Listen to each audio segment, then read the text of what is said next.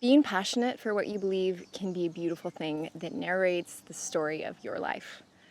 It affects the way you treat people, what lens you filter things through, and how you choose to contribute and interface with the world. Now, just so you understand a little bit about me, I am a passionate person, and I believe with my entire heart that love conquers all. It heals, transforms, and is the shining light that lifts us up when we're down.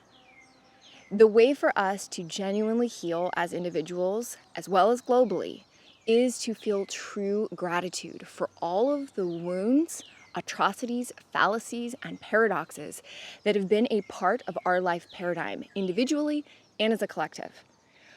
I am aware that this statement alone may seem preposterous, but if we truly want the world to change, we have to heal ourselves. Being angry, aggressive, unforgiving, or victimized keeps us stuck and in a disempowered state of being. And the main thing that these emotions mentioned do is they make us feel justified and right. But in fact, it does not heal anything. It keeps the wounds open and festering. Asking yourself, why did I make that choice? Or why did they do that to me? Or why has this happened to me? May never make sense.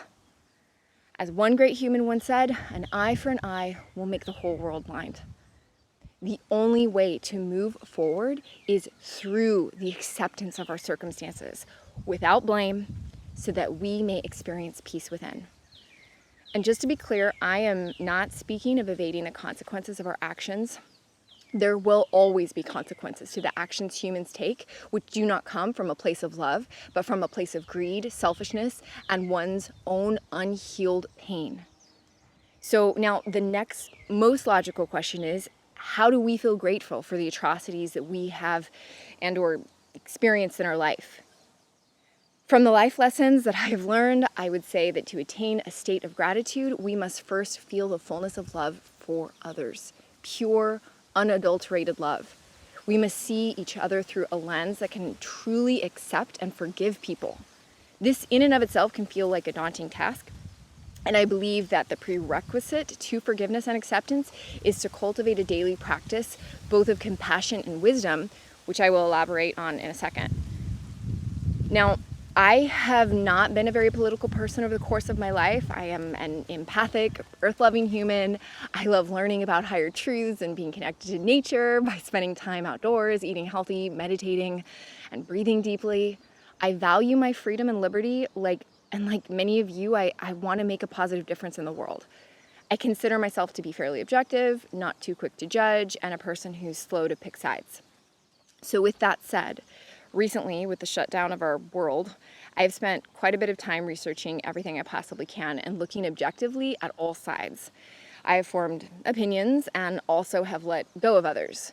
And aside from what seems to be a bottomless pit of information that's out there, the main thing that I see people doing on this platform of ethers called the internet is doing their best to find a solution for the unexplainable chaos that appears all around us. There are many strong opinions on both sides, and also what appears to be a lot of contradictory information, studies, and theories. Sadly, what I'm seeing is a lot of people attacking each other when one person shares their view, and oftentimes the view comes across belittling to the contradictory views and opinions of others. So many people seem to view the other side as ignorant, blind, unbelievable, stupid, and hateful, and blame really has become the go-to. Ignoring, blaming, or shunning what appears to us as bad does not lead to healing. We must each face it, allow for the feelings to arise, notice and confront those feelings, and find forgiveness and compassion in order to attain gratitude for it all. And it's this that I wish to address here with you, my fellow human beings, my brothers, my sisters, my friends. Even though we may have a different opinion, let's cultivate an attitude that is humble, knowing we may not have the whole picture in perfect view yet. Let us cultivate compassion by displaying the kindness that is in our hearts when we speak to each other. Let's rise to the occasion and look within. Whatever circumstance you're finding yourself in, look within. Find the calm that is within you in order to see clearly, because you are so powerful. Tap into your heart. Compassion is simply being willing to see and have love for the pain that is in others that has led them to this point. Cultivate your wisdom and understanding by either reading words that uplift the mind and soul or by simply being present and still with yourself, so much so that you can feel your aliveness and are lifted so high you understand what a miracle it is to be a part of this spectacular universe. The ability to handle any situation in the highest manner for the highest good, showing the greatest love, is already within you.